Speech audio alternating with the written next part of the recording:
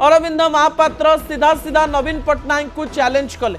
कथारू लगुला जे आउ विजु जनता दल को फेरिबार नाही, आउ कथारू लगुला कथा एबे टकरा टकरी ऊपर को आसीगलानी।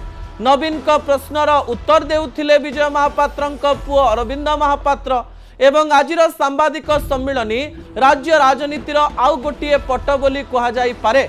बापा कहितिले पुओ राजनीतिर आरंभरू निलंबित होइछि, सांबादिक सम्मिलनी करुछि, अर्थात पुओ टिके टिके परिपक्व हेउछि। राजनीति रे आपणक जीवन रे बाधा विघ्न न आसिले आपण केबे भी राजनीति रे परिपक्व हेई परिबे नाही।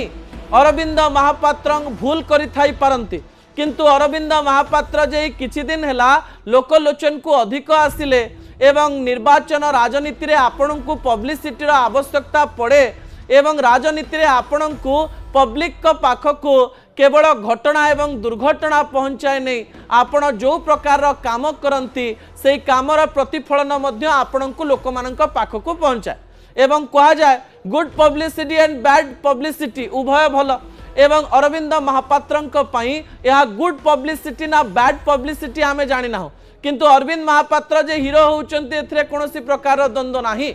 नवीन पट्टनायक कथा आउ तापरे अरविंद महापात्र टार्गेट एवं अरविंद महापात्र गोटे गोटे करी कथा कहवा आरंभ कले एवं से लॉजिकली जुक्ति भाव में लोक मान निकट में यही कथा रखा चेष्टा करुथिले जे नवीन बाबू को कुआडे किए कई भूल तथ्य दौरान नवीन बाबू भूल तथ्य पाई ए कथा कहू थाई पारंती।